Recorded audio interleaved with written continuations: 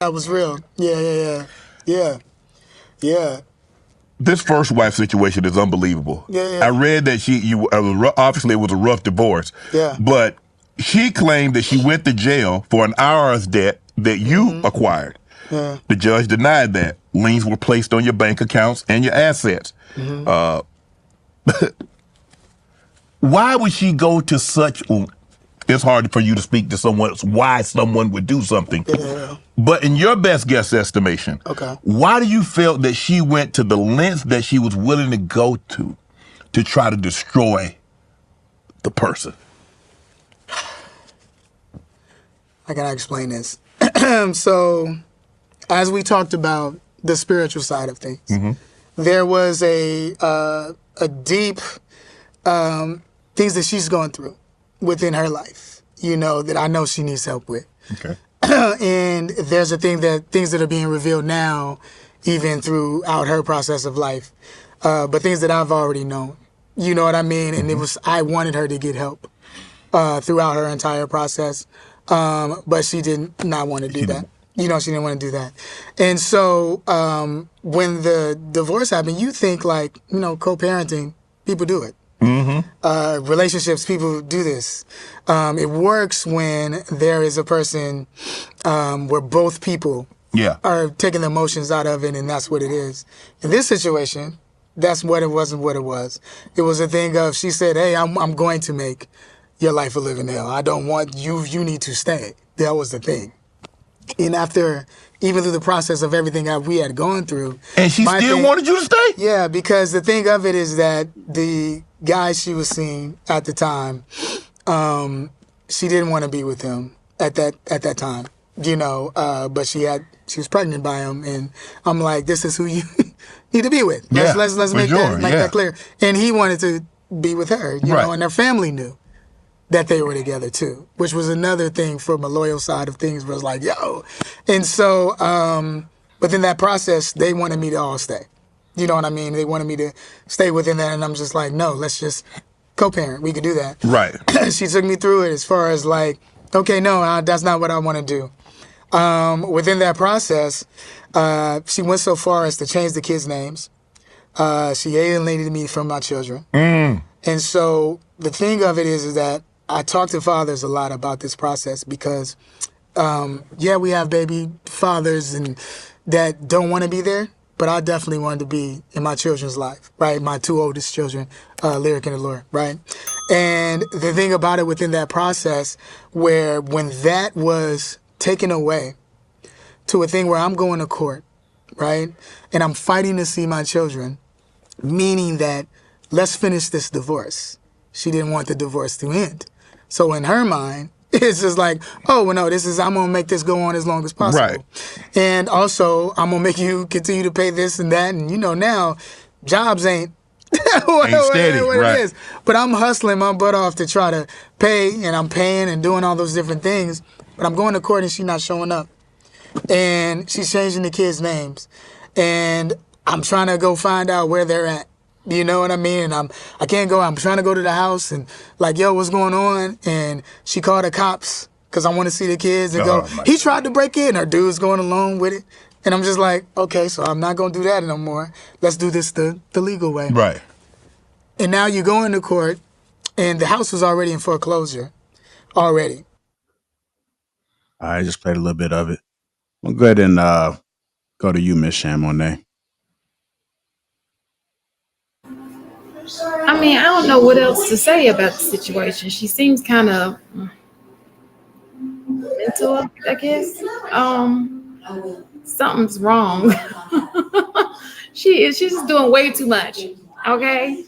At first I'm like, he's got a little whore on his hands, but the more and more he talks, the attention, I don't know what she's craving for. It's something that she's missing and she's trying to get it, or it's just not all here.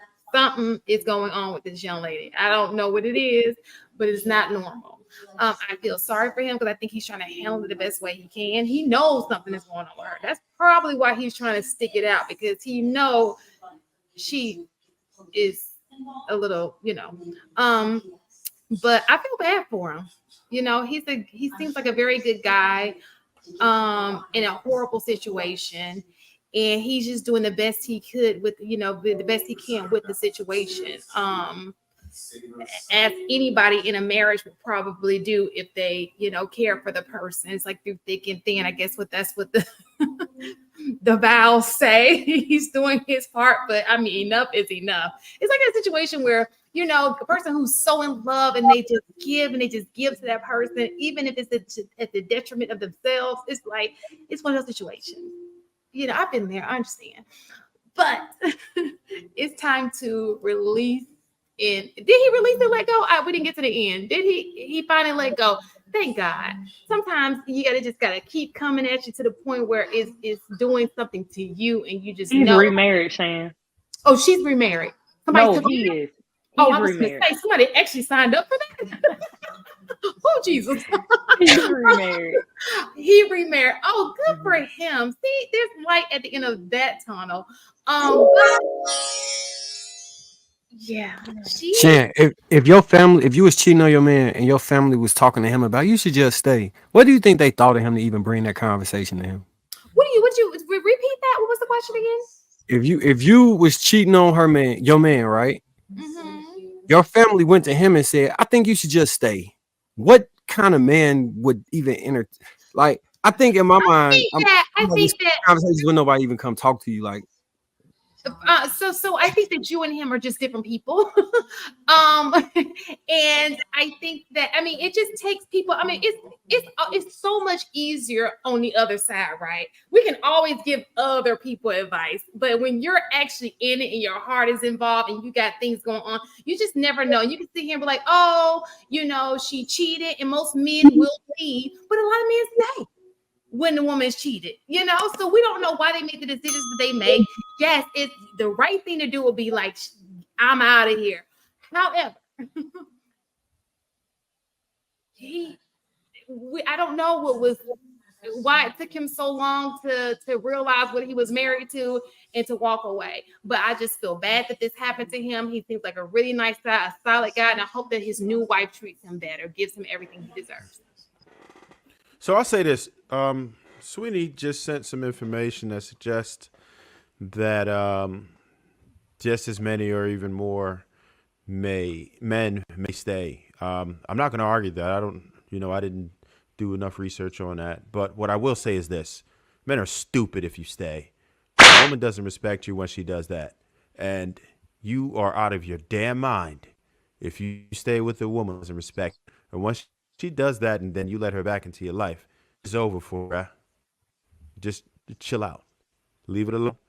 Your losses. Simple as that. So question. If a woman cheats one time, right? Should they get divorced over one time? Absolutely. She never does it again. No, there won't be no ever does it again because that one time is enough. It's a wrap. Why is it in our culture that it's expected for the woman to forgive a one-timer, but not vice versa? I can give you an example. Because men and women are different, and there's a million double standards, and most of them is advantage woman, chivalry, etc. It is what it is. It's a double standard because we are not the same. Trev, you can't say men and women are different and read that article that I sent you, bro. Thank you. Yes, I can. No, you can't, because that article proves that they're not. Because they're the first forgiving one them. did. The second one said that women are twice as likely to forgive than men. Yeah, but that second article one also polled far less people than the other two articles. I think the first two articles. Well, why you send it if the information is bad? I'm just reading. I bet it's not. I don't think that was literally the headline, though. No, I don't think the headline is bad. I just think that I just offer both of them. That way, y'all can kind of read through it and gain y'all own perspective. But from what I'm gathering is that, given the numbers, men and women are not all that different.